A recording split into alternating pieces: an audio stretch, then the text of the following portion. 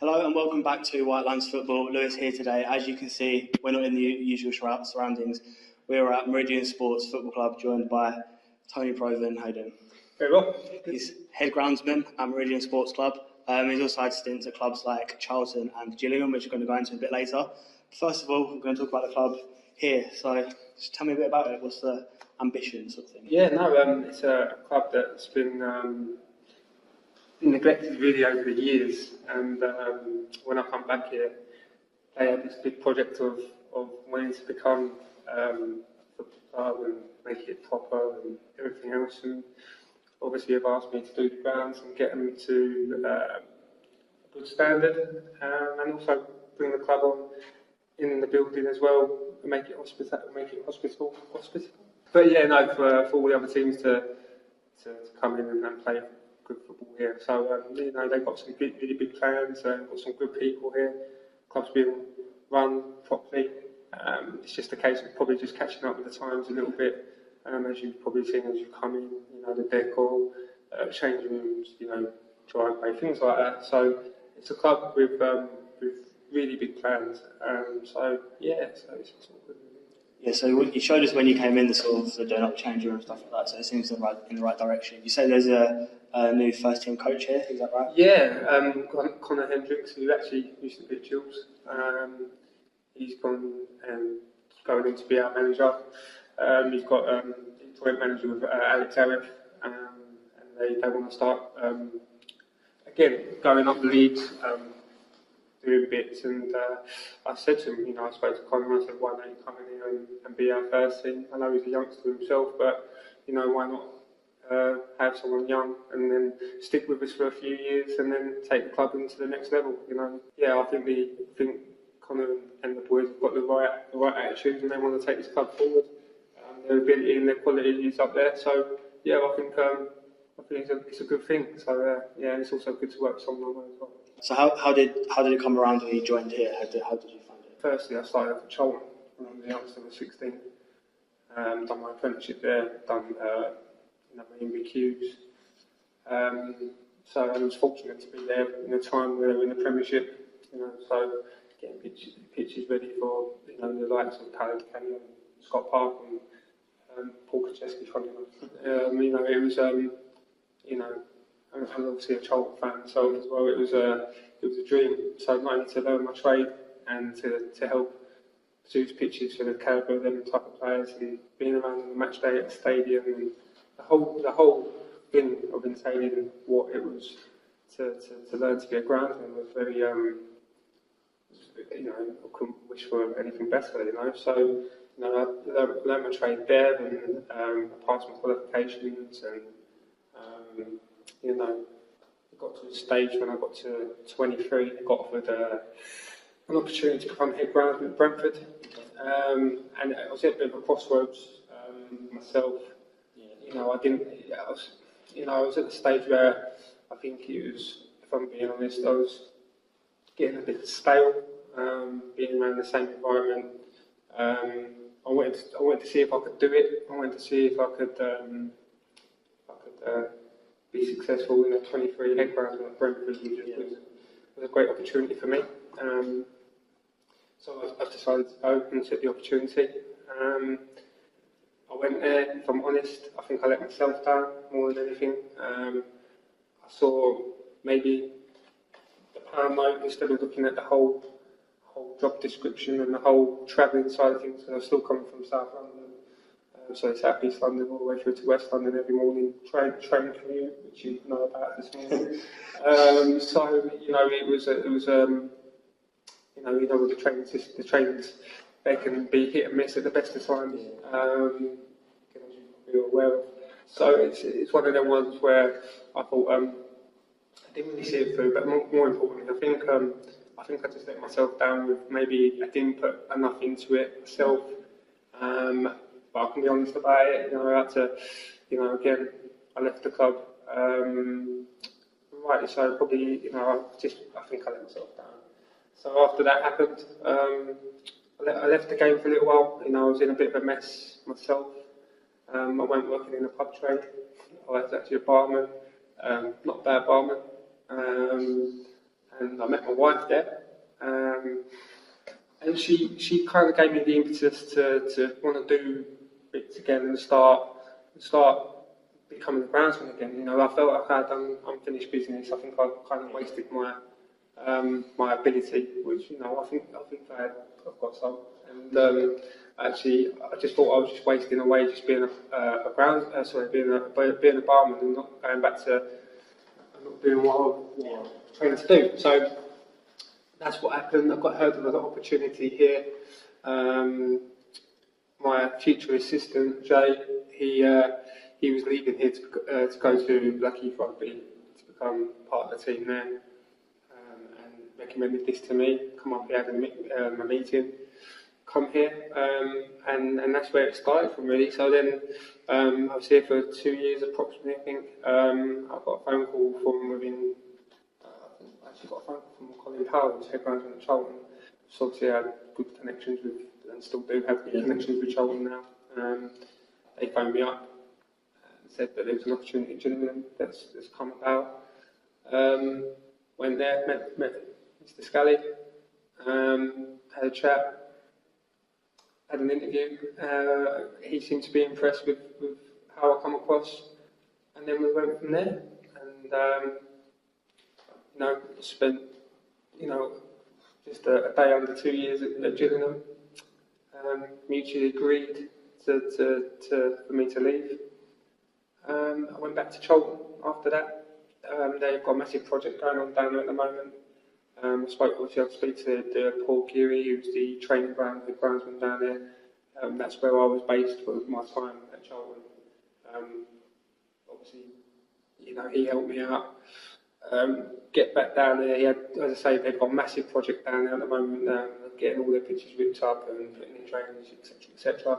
And he did 2 areas to be created or to be brought up to speed on a different bit of land, which was to help the boys out. That's what I went in and done, and also got into a bit of help of constructing the AstroTurf, you know, stand and bits and pieces around the outsides as well. And then it was again. You know, at the time, it was a conversation that I had with my family. I had a conversation with the chairman of this club, and there was a potential opportunity for me to come back. And when I was at Charlton, there was no contract there, so it was on a non-contract basis. And I think if I was a single man with no family, with no kids, I think that potentially I would have stayed at Charlton. But I had to think of security of my family, and it was a very, very good offer to come back here. I knew the crack of it all, really. I knew what I was dealing with, I knew what I didn't have, I knew what I did have, and it gave me the ambition to be head groundsman again, you know, and start again. And now I've got the impetus to do what I was going to do at other clubs. Yeah, I mean, I suppose that you can look at that as in everything happens for a reason. If you met your wife, yeah, totally. Absolutely. You know, I mean, she was the one to, you know, to keep me up the backside, really. You know, it was one of them ones. Yeah, I was fortunate enough to meet her in a pub, you know, serve her a drink. But I think it got to the stage where I think she could see that I could do better for myself, and she knew. I think I kept on going on about, you know, I used to do this, I used to do that, and I think she was like, well, why don't you go and do it then? You know, and it was one of them where she was right. Instead of me keep banging on about it, why don't I go out and do it? And as I say, it fell into place that obviously Jay, my assistant who was at Gills, because he used to be at Charlton as well, funny enough, so I knew him from then. He gave me a call and said that there was an opportunity here, and I didn't look back, and that's where it was, really. So yeah, I owe her quite a lot, because, as I say, as a person in my life, you know, I was going, you know, I was in a bit of a mess, and, you know, she made me wake up and, you know, get the fighting out in a minute. But yeah, it was one of them ones where she just made me wake up and kind of get on with it and do it, you know. So yeah, she has a lot to play in it. The first time round, you left Charlton. I mean, I know you said it was stale, sort of being in the same environment. Was it hard? I mean, as a club you supported, you don't have any qualifications there. Yeah, it was one of them ones. It was very tough. Again, it's a lot, you know, it's still some people worked there from when I was there first time, and lovely people, you know, but it's not just about the people. You've got to think of yourself, and I just thought to myself, I wanted to. There was loads of reasons why, you know, there was. Sometimes it's like anything. Sometimes you feel that I was getting stuck in a rut, or you know, am I ever going to be in a chance to be in charge of the bay, or is there ever going to be a chance of being in charge of the training ground? Then type of things. And that's not disrespect to being the groundsman there and that, but you know, I was thinking from a career mind then. I think I wanted to test myself. But as I say, I just let myself down because I think I went about things when I left Charlton in the wrong way. I think my lifestyle took over. My aspirations of wanting to do well in the work-related side of things. So I've got no one to blame really, apart from myself regarding that. But I just think I got to the stage where, as I say, I just think it was time to.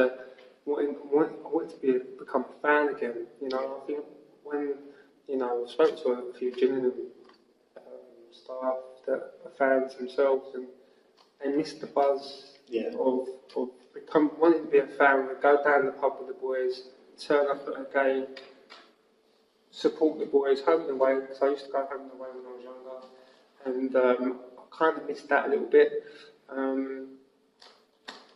So yeah, there was a little bit of that to it, but I think the bottom line was I think I just wanted to go and test myself, and I tested myself and I got found out. Yeah. To myself really. So obviously you said you started really young at Charlton, 16, did you say? Yeah. Was it always something you wanted to do, or is it something you sort of thought? I think it goes back down to the passion and the love that I had for the club. I wanted to do something involved with Charlton.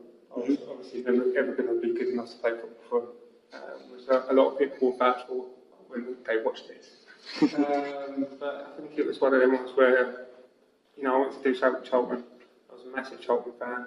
I won't embarrass some of the players I actually know from Charlton, back then being, people I used to look up to. But it was just like, I just wanted to be in and around the club. But it comes to my work experience, I needed to do some work experience. I don't think it's all changed now, but when I was at school, it was a case of we had to do our work experience in the year before you leave. So I'd done that. People I knew from Charlton, knew people within the club, and I got my 2 weeks placement at the training ground. The first week I was doing painting and sweeping the road, and I was thinking, and then I just saw the boys, I saw Paul and a couple of the guys doing bits out in the pitch. I was thinking, I was never one to be in a lesson anyway, if I'm going to be brutally honest, not advocating that, but I was always outside. And it was something that I always wanted to do. I was not really an indoor person, if I'm going to be brutal. So I said to Paul that I wanted to. No, I didn't say to Paul. I actually said to the guy I was working with, painting out. I actually want to give that a go out there. And Paul found out about that, and he said to me, "Come over and try that." And I put in a week's worth of hard graft and a bit of initiative, a bit of willingness to do it, and he was impressed by that. And he then said to me, "Go through school, he'll offer me an apprenticeship," and I didn't look back. And it's only until I got to probably a little bit when I went back to this job first time round, a little bit of willing and a little bit of drive gets you places. Because if you don't have drive or willing or anything like that, you don't fall in your lap. Not all the time, you don't fall in your lap. So you have to work for these things. And as I say, I think I got a little bit complacent and stale from the time I left Charlton and the Brentford thing, because I think I might have had that complacency of things need to fall in your lap type of business. So I think once you realise that you get a family and you've got to realise you've got to provide for them and do the best you can, I think that kind of gives you the impetus to do it. Really. So yeah, that's what it is. That's a really interesting story. So overall, what are the I suppose short-term and long-term aspirations for Meridian? For myself, regarding the club, it's a club that have got the right people here. We want to make it successful, and the thing regarding this club is that, in my opinion, and I could be shot down for this, but in my opinion, I don't think there's been back and forth. And I think the club are now trying to speak to the right people about taking it that direction. So I think the outlook for this club is to make it as successful as possible, and that means women's football, men's football, because obviously we are facility providers at other teams to play here as well. But what I and other people within the club have suggested to this place is that you need to have your own identity as well. So I think that's what the club are doing, and so if it marries the both together, then great. So it's great for the clubs that play out of here, and it's also good for the business and everything else that snowballs from that. So as I say, we're just trying to put a little bit more professionalism into the environment here, and get the pitches up to a level where we potentially we can get and attract players to want to play on it, and take the clubs, whatever they are, up the leagues to whatever level they can potentially get to. It's never, in my honest opinion, it's never going to be, league football. But who knows? You never know. I'm sure other clubs have turned around and said that they'll never get into playing league football, but look at them. So, if you get the right people with the right drive, the right ambition to take things, and it will get there. If you really want to do things, you'll get there with it. So that's my outlook. And for me personally, if I can be a part of that, then great. It's all good. I've been fortunate enough to be at, have great experiences at Charlton and Brentford and obviously Gillingham. But it's one of them ones where if I can just put a little bit of what I do, into the pictures, then hopefully I can then improve the standard and go along with the club. Excellent. I'm definitely going to sort of follow where the club goes. Yeah. And that's the idea. Is that, the club want people to watch and see how real it is here. Because it's no dressing it up. You've seen for yourself where this club is. It needs a lot doing to it. But once it's like anything.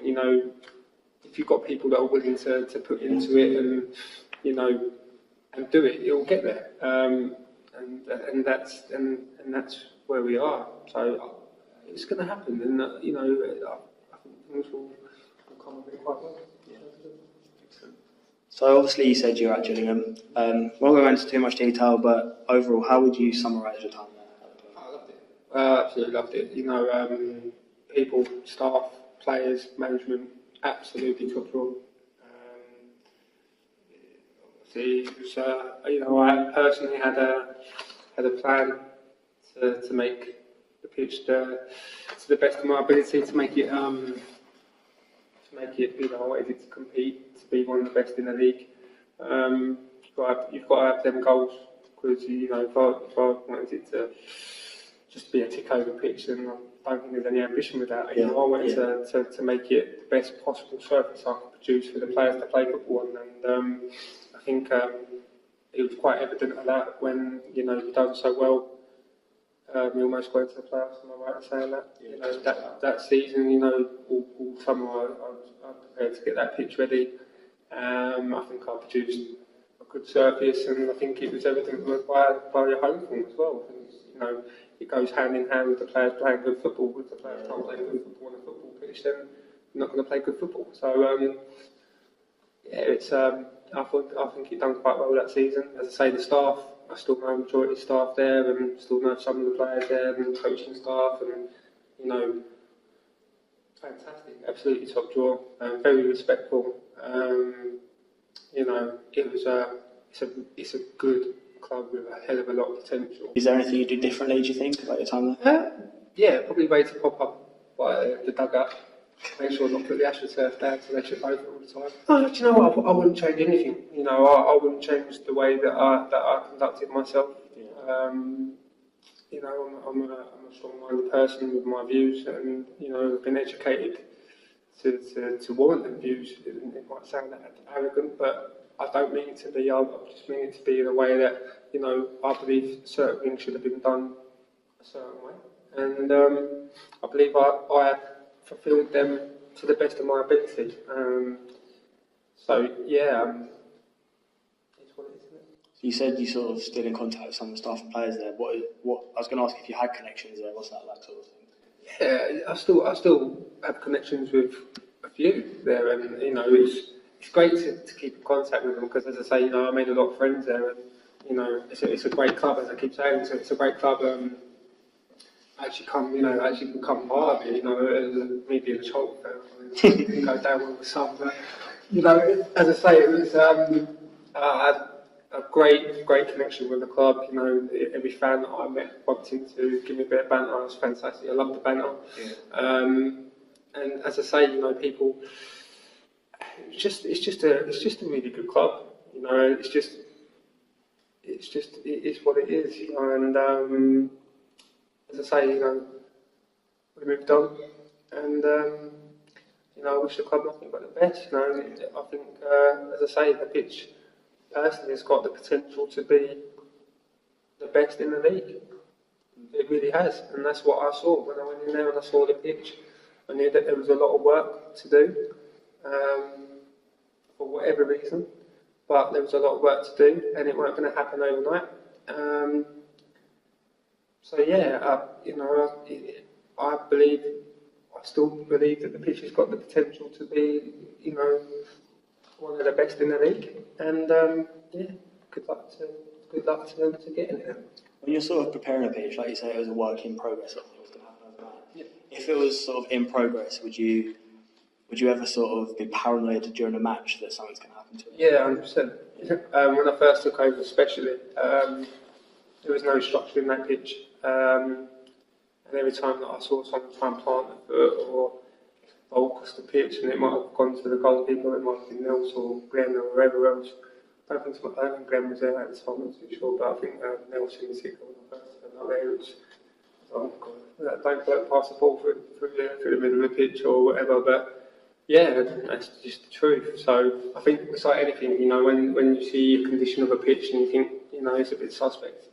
Like any job, if you see anything that needs a bit of work, you're going to put your time into it. So I knew the first year for me was going to be tough because I come in, I think, 4 days before the first game.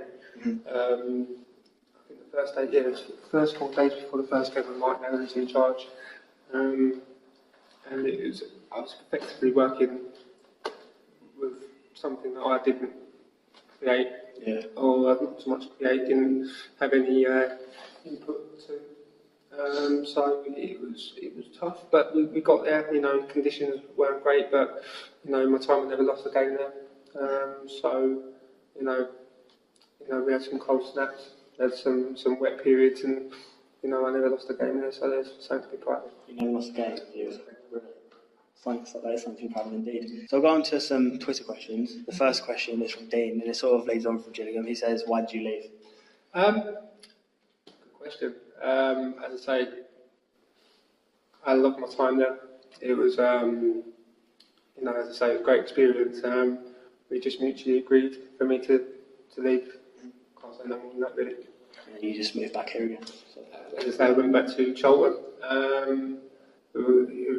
As I say, I had a conversation with Paul, the boss there. There was work that, on a non-contract basis. Forever grateful for him to offer me that. It was, he saw, as I say, he's always seen something in me. As I say, whatever my Mr. Bean as well when I was younger, but he's always seen something in me and gave me the opportunity to go back there because he knew that I could do it. So, forever grateful for him to give me that opportunity. Yeah. Next question is from Julie, which is actually my mum. But Julie, really? Yeah. She says, "What's the proudest moment of your career?" It's been loads. Becoming head groundsman at Gillingham, massive. That was, huge for me. Still was huge for me. I think given the privilege of being part of a team to help produce pitches for the England national team and the Argentine national team, people like Tevez, Messi turned up. That's something that you can never replace. Experience-wise, and being able to give me the opportunity to do that, that was amazing. Proudest moment coming head groundsman at Meridian Sports. Excellent. Next up, I'm assuming you know who this is, but Jay Burke, my ex-assistant. Yeah, he says, "Who's the best number 2 you ever had?" It certainly wasn't him. I did kiss face. That Yeah, no, Jay's a good lad, you know what I mean? He part of the team, he did the training ground side of things, obviously where we had to get pitches ready, or I had to get the stadium pitch ready for whatever occasion, he would take care of the morning cutting and etc. Then once I finished that, I'd go down to join him to obviously do the last bit of watering for the players when they turned up, and walk in for the goalkeeping areas for Nelson, the boys, and the rest of them. And as I say, it was, you know, yeah, he's a top lad. But is he my best number 2? Hayden, who's down there still at Gillingham, he's a good lad. Runs in for his money. So, where was he your number 2? Sorry? Jay, was he? Jay was my assistant at Gillingham. Oh. So he would help me on the match day as well. So he was, you know, as I say, he's a good lad. But is he my best? Is he my number 2? It's a good question. I don't know. He did used to buy the chips quite a lot. So he might win. Fair enough. Nick Hill, assume you know who that is, says, does Tony the coat still have his famous coat? No, I don't. The wife burned it. What happened, sort of got behind that was, they called me Tony the coat around here. I used to bat my coat all the time. Don't matter what, where, how, when, whether's same code. And that's why I got the nickname Tony the coat. No, Nick, no. I don't have it no more. The wife despised it, she burned it, and it's been gone for a while now, so no. Coat. Final question from Darren Stock. Which player/players was the worst for mistreating the pitch or ruining your work? None of them really, if I'm going to be brutally honest, because they appreciated the fact that they had to play on it. So, you know, that is the truth, that's no size stepping in any question. They generally got it, every player that I come across. You'd have banter like the rest of them, or you'd get a bit of stick here and there regarding certain bits, but it was all done in jest. As I say, the players were actually really respectful. Every player that I come across was really respectful. Apart from Daki, he would like a knee slide after he scored. After scoring? Yeah, you know, to some. No, as I say, no, I didn't mind that at all, you know, especially the goals that he scored. But yeah, no, apart from Daki with his famous knee slides, Cody potentially with his knee slides. Yeah, no, that's it. That's all part and parcel of football. If you ever see a player score and you're like, please don't knee slide, please don't knee slide. Yeah, that's right. You know, as I say, I'm not going to name names, but even saw players try it in training and you just think, don't do that, mate. Yeah, no, all the boys, very respectful. Yeah, no, and then not only that as well, I think that comes from the coaches as well. I think every coach that I've come across, whether it be majority of coaches that I've come across, thinking about a couple at the moment, but yeah, the majority of the coaches actually understand that, you know, they're going to be affecting the pitches that they're playing on, but fundamentally that's what they have to get the result. So they know if they mess around with it or tamper with it or whatever because they just want to have a jolly up, they know they're going to get a rocket from the gaffer. So, you know, I think it's more to the point that the gaffers that I've come across, as I say, the majority of them have always got it, and they know that's what their bread and butter, they have to play on it. So yeah, no, they've always been respectful. You know, for extra training, for example, you know, you'd have people like Paolo Di Canio that would be a pain, but it was a good pain because he wanted to go out and do more. You know, he would stay after all the players had gone home and practice his free kicks, he'd practice his running. He just wouldn't stop. And we were like, come on, man, we need to do this. But you know what? We never knocked it really because it was such an amazing thing to see such a professional who's earned all this money and played at whatever level to come to the latter end of his career and still look after himself in the way. It was unbelievable to him. So yeah. Brilliant. So that is the end of the interview now. Thank you very much. All the best with everything done. Thank you very much. I'll leave Tony's Twitter in the description below so you can follow that as well. Thank you for watching. I hope you enjoyed. Please like, subscribe, follow WhiteLinesF1, Ibs' channel. He's behind the camera. So yeah, thanks for watching. Please like, subscribe, and I'll see you next time.